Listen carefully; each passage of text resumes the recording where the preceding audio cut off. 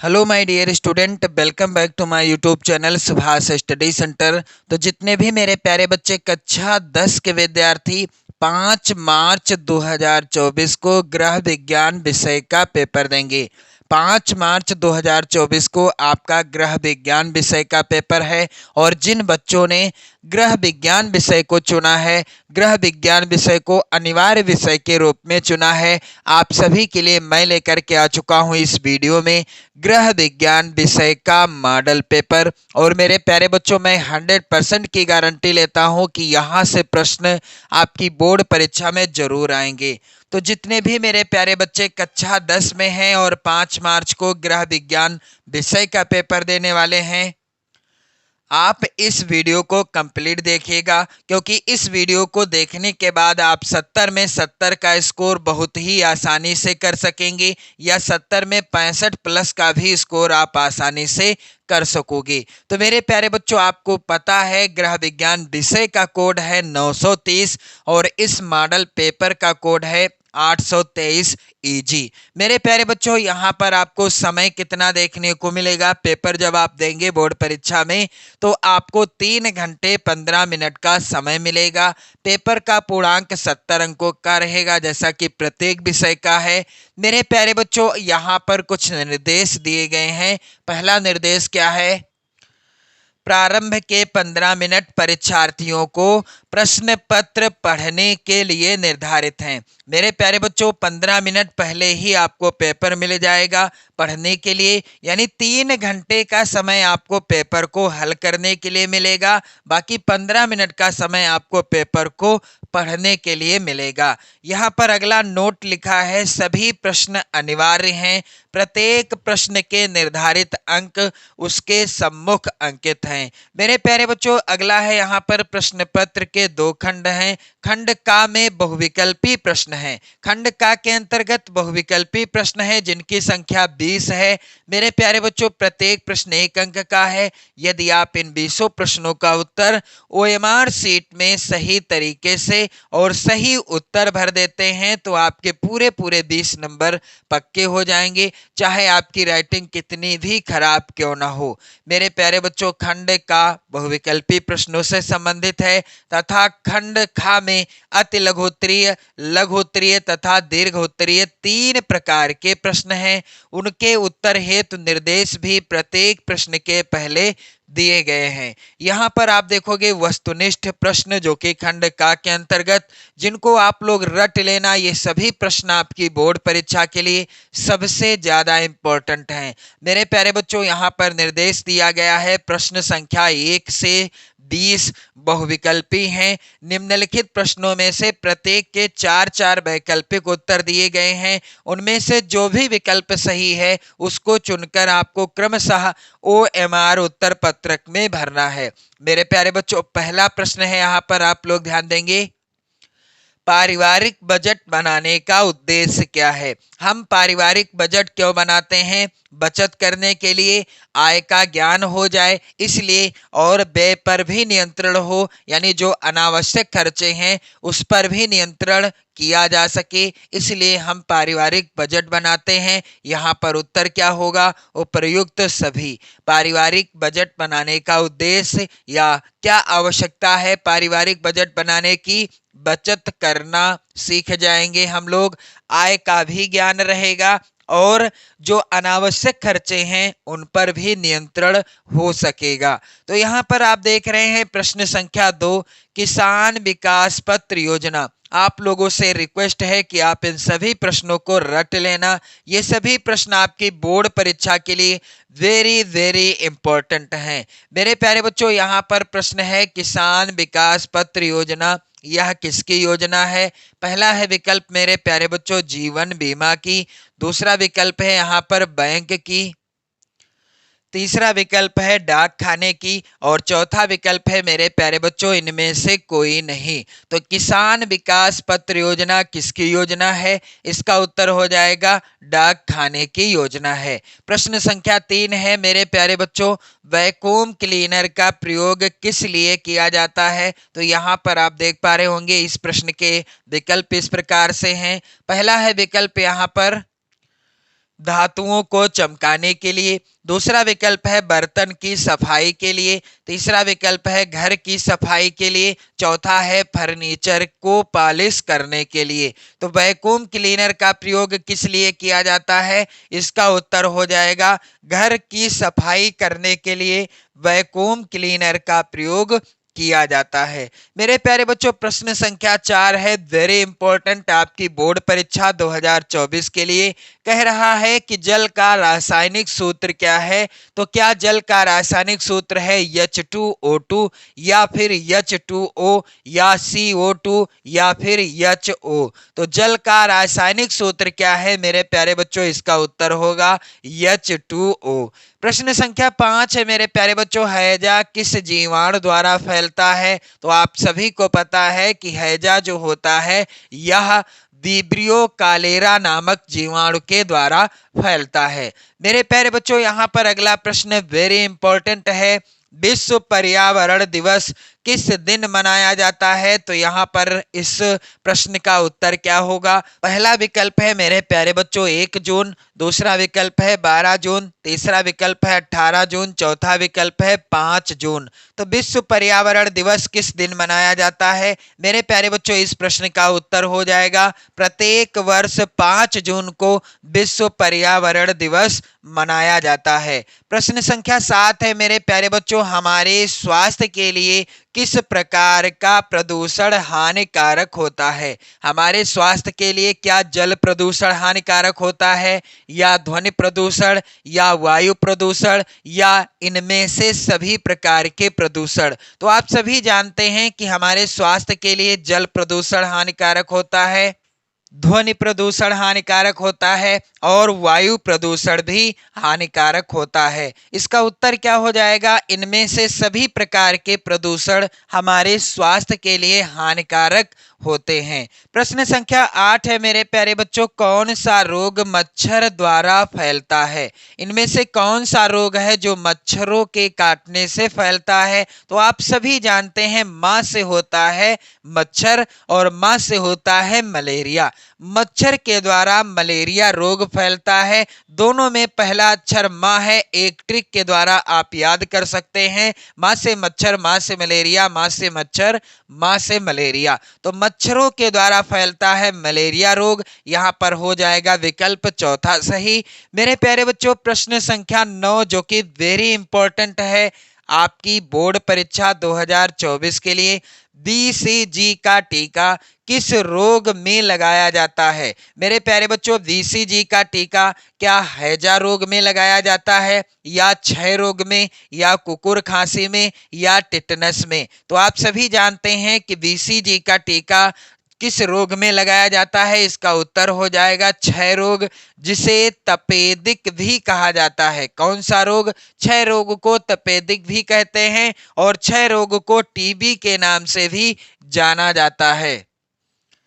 अगला प्रश्न है मेरे प्यारे बच्चों, कपड़े काटने का उचित स्थान क्या है? पहला है विकल्प हाथ में लेकर, दूसरा विकल्प है गोद में रखकर, तीसरा विकल्प है मेज पर रखकर और चौथा विकल्प है यहाँ पर कहीं भी। तो कपड़ों को सिलना है, कपड़ों को सिलना है और सिलने से पहले यानी कपड़ों की सिलाई करने से पहले उनको काटना पड़ता है। जो नाप होती है उस नाप के अंतर्गत कपड़ों को पहले काटना पड़ता है और उनको काटने का जो उचित स्थान है वो स्थान है मेज पर रखकर।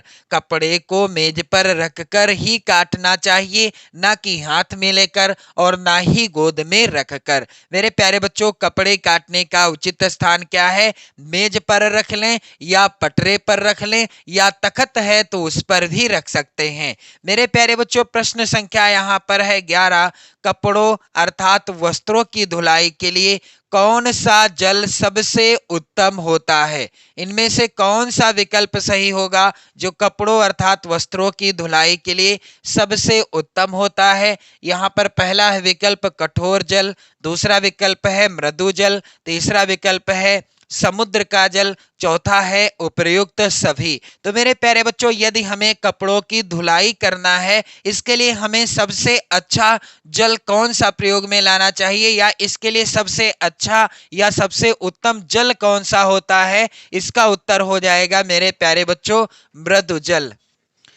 अगला प्रश्न है मेरे प्यारे बच्चों, विटामिन डी की कमी से बच्चों में कौन सा रोग हो जाता है? क्या पेचिस होता है, या रतौंधी, या खुजली, या फिर रिकेट्स? तो विटामिन डी की कमी से बच्चों में होने वाला रोग कौन सा है? रिकेट्स है। और विटामिन डी की प्राप्ति यदि होती है तो सबसे ज्यादा होती है सूर्य के प्रकाश से। मेरे प्यारे बच्चों, प्रश्न संख्या 13 है यहाँ पर, सब्जियों को धोना चाहिए। सब्जियों को कब धोना चाहिए? इस प्रश्न का उत्तर क्या होगा? छीलने के बाद, या छीलने से पहले, या काटने के बाद, या फिर प्रत्येक बार? तो सब्जियों को कब धोना चाहिए मेरे प्यारे बच्चों? इस प्रश्न का उत्तर हो जाएगा सब्जियों को छीलने से पहले ही धोना चाहिए।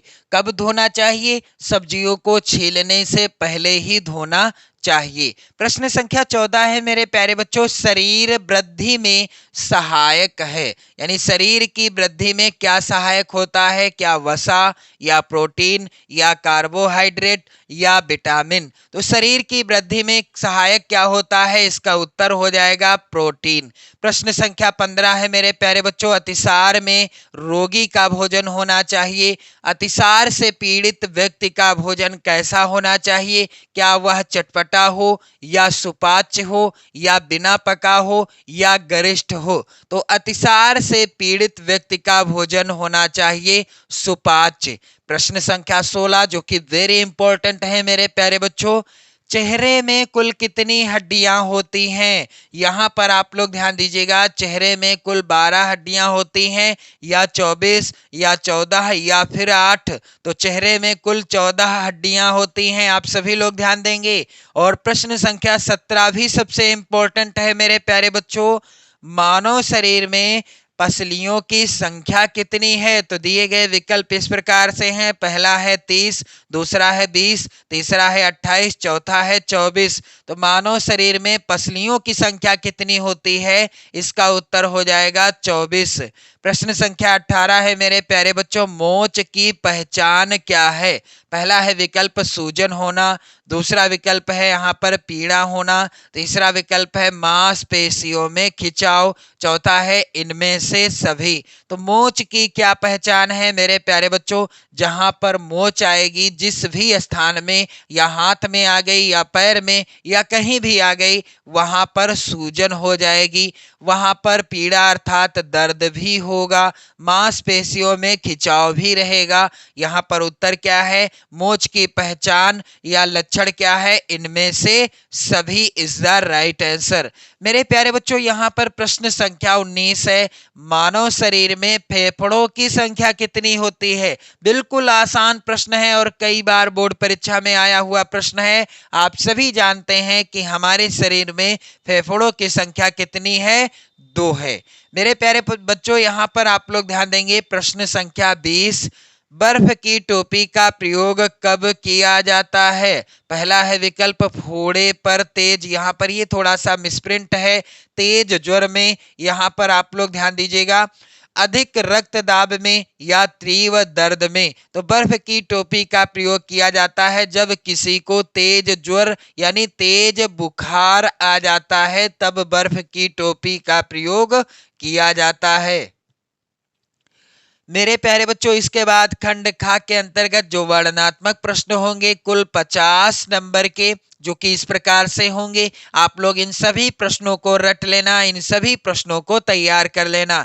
निर्देश है मेरे प्यारे बच्चों, प्रश्न संख्या 21 से 26 अति लघुत्तरीय हैं। प्रत्येक प्रश्न का उत्तर अधिकतम आपको कितने शब्दों में? 25 शब्दों के अंतर्गत लिखना है। यहाँ पर प्रश्न संख्या 21 है, मच्छरों से बचाव के उपाय लिखिए। और प्रश्न संख्या 22 है, वायु प्रदूषण के 4 प्रमुख कारण बताइए। प्रश्न संख्या 23 है, टिटनेस के कारण लिखिए।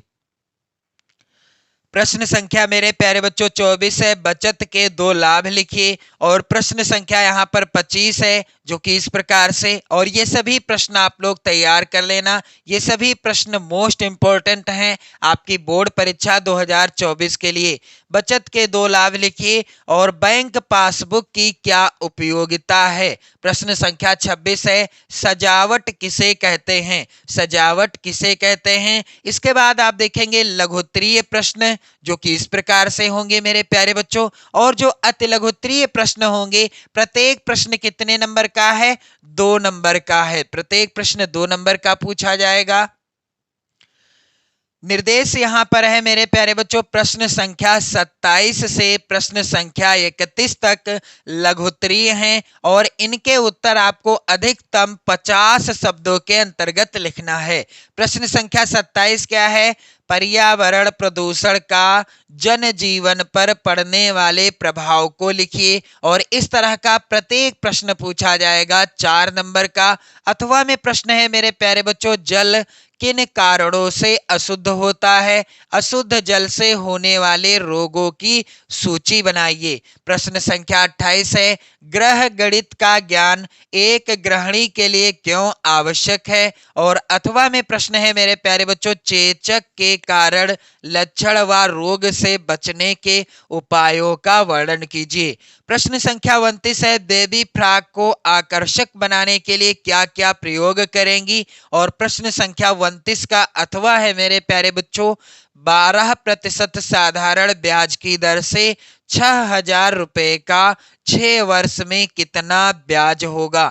प्रश्न संख्या 30 है, मोस्ट इंपॉर्टेंट, रोगी को किस प्रकार का आहार देना चाहिए। ये प्रश्न आप लोग जरूर तैयार कर लेना। मैं तो कहता हूं आप सभी लोग इन प्रश्नों को पढ़ लेना।